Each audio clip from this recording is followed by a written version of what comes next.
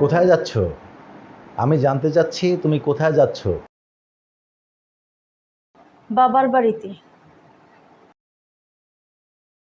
বাবার বাড়িতে যাবার মতো এখানে কিছুই হয়নি।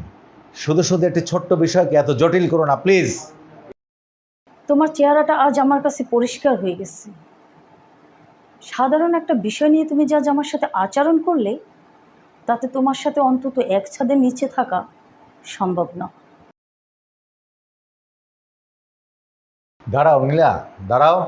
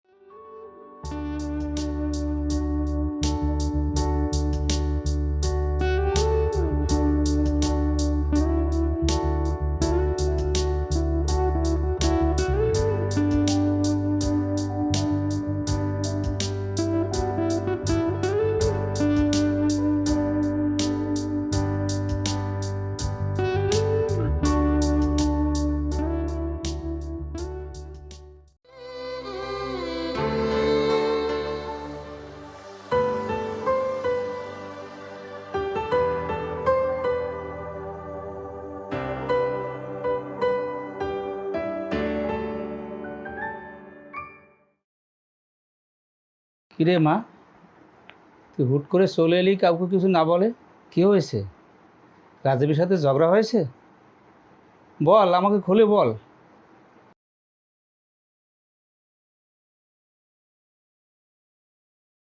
তোমাকে আমি সবই বলবো বাবা, তবে তার আগে তুমি আমাকে কথা দাও, তুমি আর রাজীবের ওখানে আমাকে কখনো যেতে দিবে না। হ্যাঁ, বুঝেছি। রাজীব তোমাকে অনেক কষ্ট দিয়েছে। আচ্ছা মা, তোমাকে আর কোথাও যেতে হবে না, তুমি এখানেই থাকবে। এখন আমাকে সব কিছু খুলে বল মা।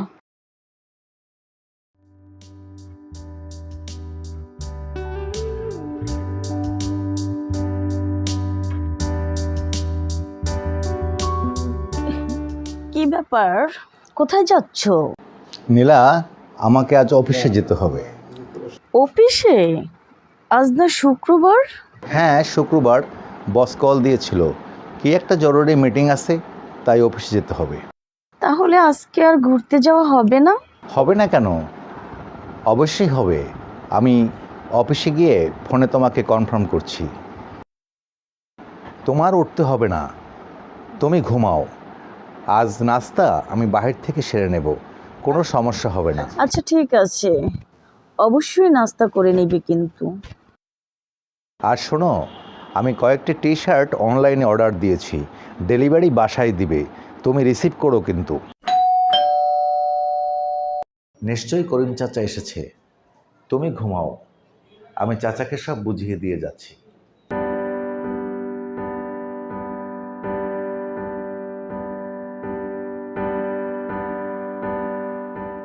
আসসালামু আলাইকুম স্যার।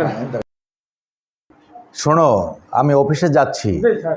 বাসার সব কাজ শেষ করে ম্যাডামকে তুলবে, জি স্যার। তারপর সে নাস্তা করবে। জি স্যার। স্যার, আপনি যা কইছেন আমি সব গুছিয়ে রাখবো, অনেক কাজটা সব। স্যার, আমার কাজগুলো ভুল পাইছেন স্যার। আচ্ছা, তাহলে আমি অফিসে গেলাম। জি স্যার।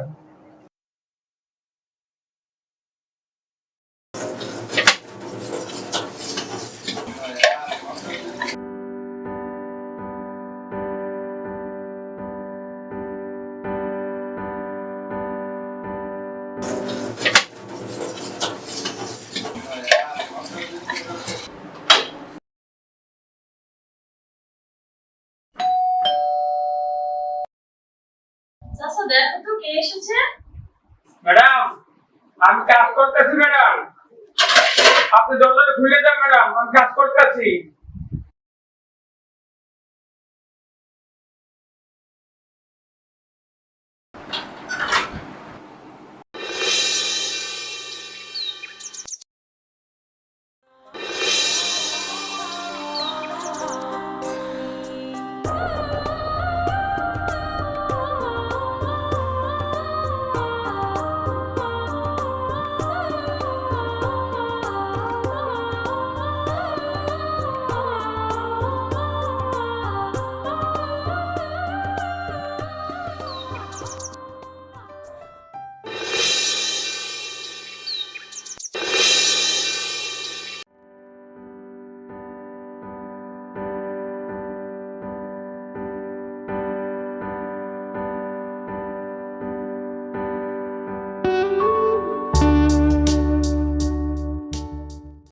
বেঁচে থাকতে আমাকে যেন আর কোনোদিন তোমার মুখোমুখি দাঁড়াতে না হয়।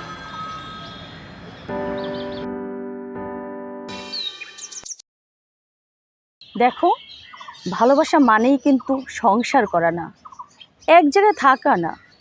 আর আমি তো অনেক ট্রাই করেছি তোমাকে চেঞ্জ করার, কিন্তু আমি পারিনি। তাই তুমি যেরকম বন্ধু ছিলে সারা জীবন সেরকম বন্ধুই থাকবে। বন্ধু থেকে প্রেমিক, আবার প্রেমিক থেকে বন্ধু, এগুলো গল্প উপন্যাসই ভালো মানায়, বাস্তবে নয়। কেন সম্ভব নয়? আমি তোমার জীবন সঙ্গী নাই বা হলাম, কিন্তু তোমার বন্ধু হিসাবে সারা জীবন পাশে থাকতে চাই। একটু বোঝার চেষ্টা করো। অনেক বুঝিয়েছ, এত বেশি বোঝাতে হবে না। গরু মেরে জুতো দাম। ঠিক আছে, তুমি তোমার মতো ভালো থেকো, আমি আমার মতো ভালো থাকবো। তুমি আমাকে ভুল বোঝো না। আমার মা এটা মানতে চাইবে না, আর আমি আমার মায়ের মনে কষ্ট দিতে পারবো না। আবার তোমাকেও ভোলা সম্ভব না। একটু বোঝার চেষ্টা করো। তুমি সবই পারবে।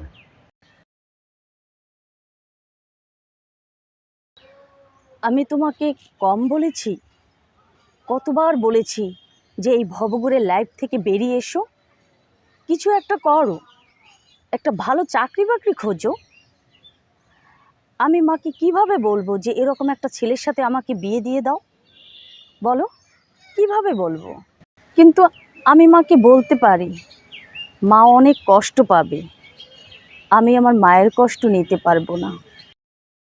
আমি তো এত কিছু তোমার কাছে শুনতে চাইনি। তুমি তোমার মায়ের পছন্দ মতো ছেলেকেই বিয়ে করো। তুমি তোমার মতো ভালো থেকো, আমি আমার মতো ভালো থাকবো।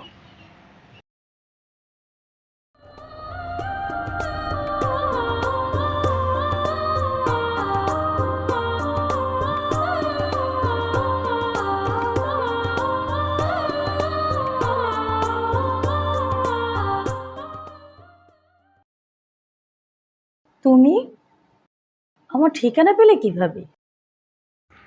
পৃথিবীটা গোল, তাই ঘুরতে ঘুরতে আবারও দেখা হয়ে গেল। হঠাৎ এতদিন পর কেনই বা আমার সাথে দেখা করতে এলে? কি কারণে? সব রকম যোগাযোগ বিচ্ছিন্ন করে রেখেছিলে। আমি তোমাকে অনেক খুঁজেছি, অনেক খুঁজেছি, কিন্তু কোথাও পাইনি। তোমার সব প্রশ্নের উত্তর কি এখানে দাঁড়িয়ে দিতে হবে? ভেতরে যেতে বলবে না? হ্যাঁ, অবশ্যই, ভিতরে এসো।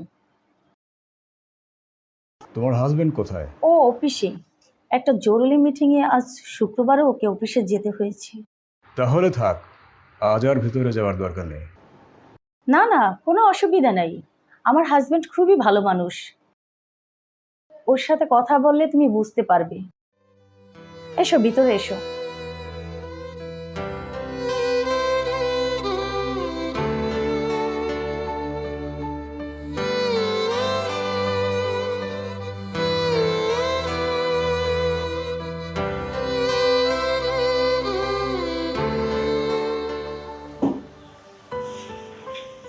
আসসালামু আলাইকুম স্যার। ওয়ালাইকুম সালাম, বসেন। কামাল সাহেব, তারপর কি খবর? বিএটি ফাইনাল করেছেন? না স্যার, ভাবছি বিএটিও করব না। কেন কেন? স্যার, আমরা অফিসে রাত দিন যেভাবে পরিশ্রম করছি, তাতে বিয়ে করলে কিছুদিন পর বউ ডিভোর্স দিয়ে চলে যাবে। কারণ বিয়ে করলে স্ত্রীকেও তো সময় দিতে হবে। তা অবশ্য মন্দ বলেননি। আজকে আপনার ভাবিকে নিয়ে আমার বাইরে ঘুরতে যাওয়ার কথা ছিল, তার হলো কোথায়? বস ফোন করেছে, তাই অফিসে আসতে হলো। স্যার, যদি কিছু মনে না করেন তাহলে একটা কথা বলি। হ্যাঁ, শিওর শিওর। স্যার, আপনি অফিসে যেভাবে পরিশ্রম করে বসের মন জয় করে ফেলেছেন, এখন অফিসে একটু সময় কম দিয়ে ভাবিকে সময় দিয়ে তার মন জয় করুন। কারণ সংসারের সুখই হলো আসল সুখ। সংসারে যদি অশান্তি থাকে তাহলে টাকার বস্তার উপরে ঘুমিয়েও সুখ পাওয়া যাবে না। কামাল সাহেব, কি ব্যাপার? আপনি এর আগে কোথাও বিএটিএ করেছিলেন নাকি? এত অভিজ্ঞতা? কি যে বলেন স্যার, কিছু কিছু বিষয় আছে যেগুলা প্র্যাকটিক্যাল অভিজ্ঞতার প্রয়োজন হয় না, এমনিতেই বোঝা যায়। তাই বলুন। স্যার, আপনি ফাইল সিগনেচার করে বাসায় চলে যান, আমি একাই বাকি সব কাজ দেখছি। স্যার, উঠি তাহলে, ডেস্কে চললাম। ধন্যবাদ। সত্যি তুমি অনেক বদলে গেছো। তুমি কি আমার চাওয়ার কোনো মূল্য দিবে না? তোমার প্রত্যেকটি চাওয়াই আমার কাছে মূল্যবান। কেন, সন্দেহ আছে কোনো? কিভাবে চলাফেরা করো বলো? পুরানো একটা শার্ট, বোতাম খোলা, কেমন দেখা যায় তোমাকে বলো? আর পায়ে একটা স্যান্ডেল, উফ, অসহ্য। I feel comfort. কেন, তুমি কি চাও আমি সবসময় চশমা দিয়ে প্রফেসরের মতো কোট টাই পরে চলাফেরা করি? হ্যাঁ, সবাই কি ওরকম চলাফেরা করে তুমি দেখো না? এই গেটআপে যদি কোথাও ইন্টারভিউ দিতে যাও তাহলে তোমাকে প্রথমেই ডিসকোয়ালিফাই করে দিবে, চাকরি হবে না। আমি ইন্টারভিউ দিলে তো চাকরি হবে। মানে কি, তুমি চাকরি করবে না? কি করবে সারা জীবন? ভবঘুরের মতো দিন কাটাবে? ওসব চাকরি বাকরি আমার দ্বারা হবে না। আমি ভাবছি বিজনেস করব। তুমি বিজনেস করলে লস খাবে, তার চেয়ে ভালো একটা চাকরি খোঁজো। আমার মা তোমার জন্য বসে থাকবে না, তুমি বোঝো না কেন? ভালোই তো আছি, চলুক না এভাবে। জীবন তো কোনো না কোনোভাবে কেটেই যাবে।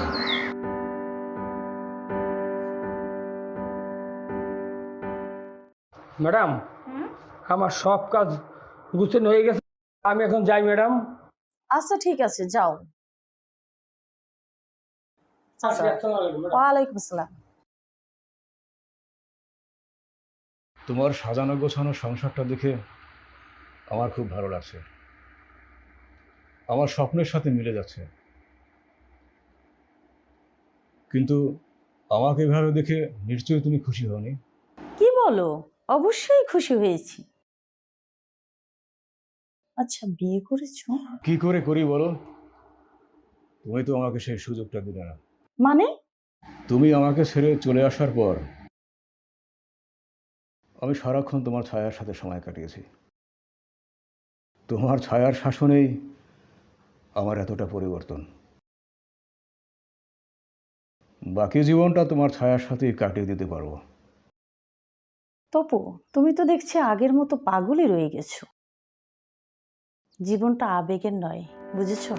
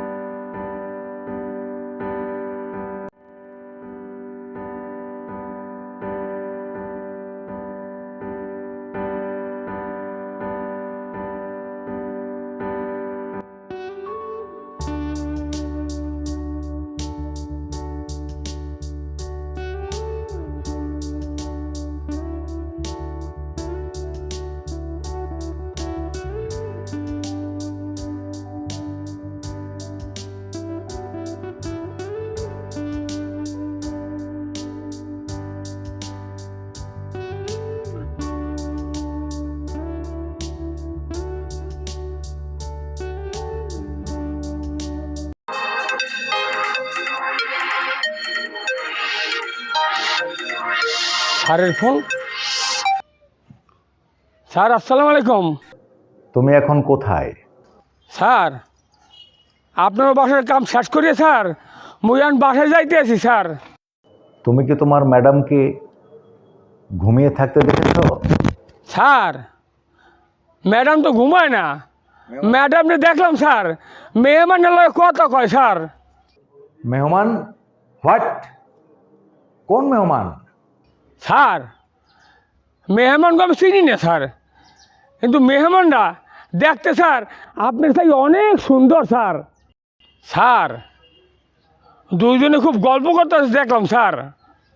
স্যার এতে দেখতে যা বুঝলাম, আমার মনে হয় স্যার দুইজনের মধ্যে খুব সম্পর্ক আছে স্যার। স্যার মোর এত জিজ্ঞাসা স্যার, মোর চাকরি থাকবে তো স্যার? আচ্ছা আচ্ছা, ঠিক আছে, আমি রাখছি।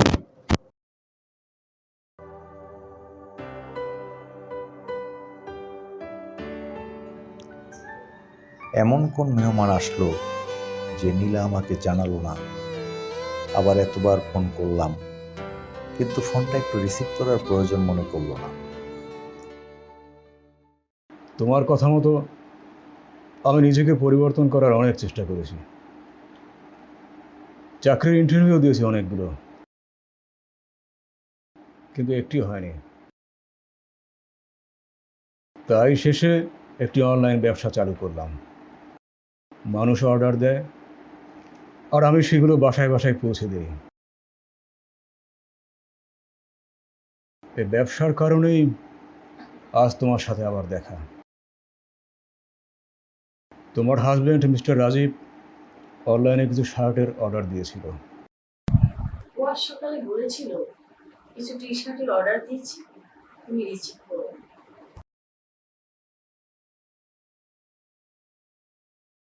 এই নাও।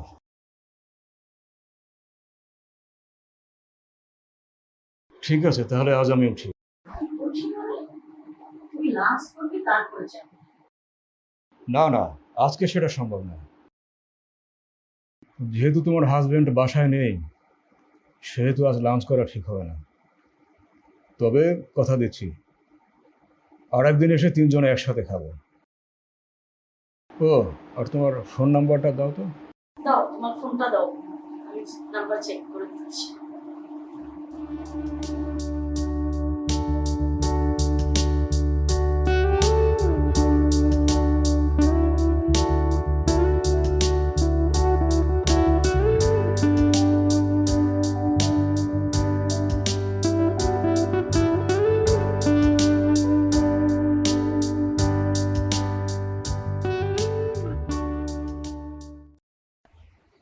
Oh my God, এতগুলো কল করছি।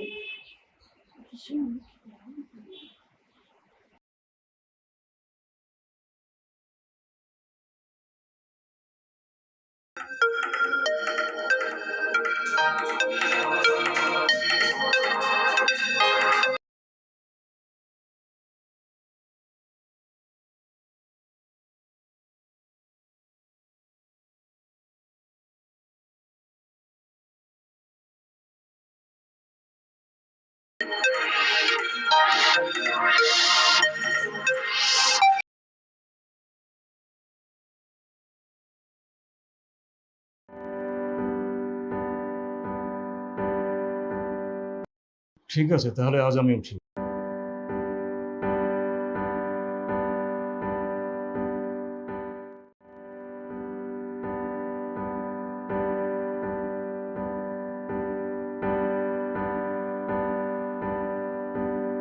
কি ব্যাপার?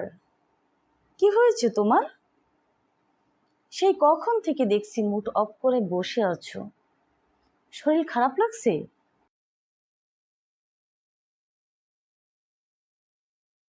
সেটা তোমার সাথে বলার কি আছে? তোমার সাথে কথা বলতে আমার ঘৃণা হচ্ছে। কি বললে? আমার সাথে কথা বলতে তোমার ঘৃণা হচ্ছে? হ্যাঁ, ঘৃণা হচ্ছে। যেখানে আমি তোমাকে এতটা বিশ্বাস করতাম, সেখানে কি করে তুমি এত বড় ঘৃণিত কাজ করতে পারলে? আমি তো তোমার কথা কিছুই বুঝতে পারছি না। না বোঝার তো কোনো কারণ নেই নীলা। বাসায় কে এসেছিল? আমার এক রিলেটিভ এসেছিল। তোমার রিলেটিভ এসেছিল, সেটা আমি জানবো না? কিছুই জানবো না? নীলা, তোমার সাথে কথা বলতে আমার ঘৃণা হচ্ছে। কি বললে? আমার সাথে কথা বলতে তোমার ঘৃণা হচ্ছে? নিশ্চয়ই করিম চাচা তোমাকে ফোন করেছিল।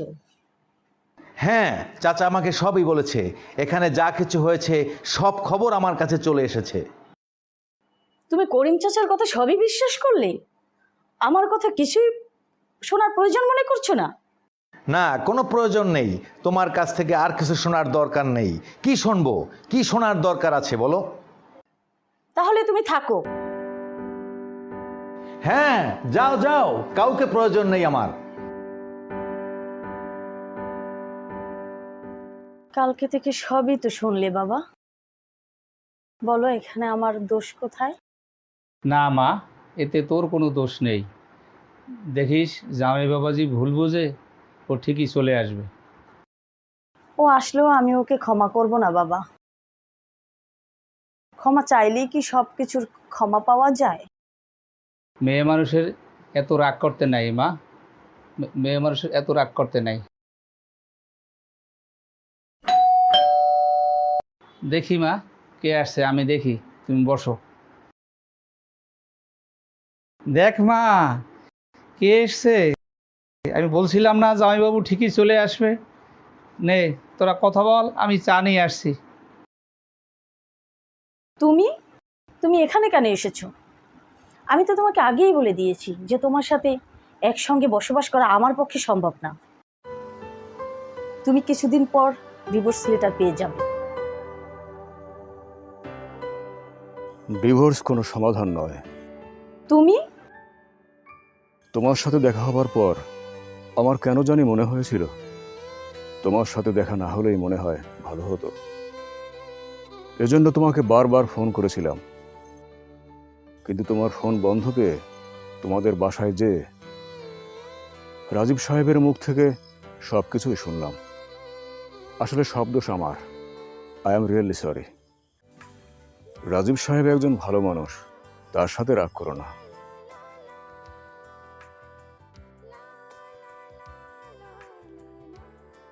নীলা, জীবনকে সামনের দিকে এগিয়ে নেওয়ার মাঝেই জীবনের প্রকৃত সার্থকতা। জীবনকে পেছনের দিকে ঠেলে দিলে শুধু অন্ধকারে হাবুডুবু খেতে হয়।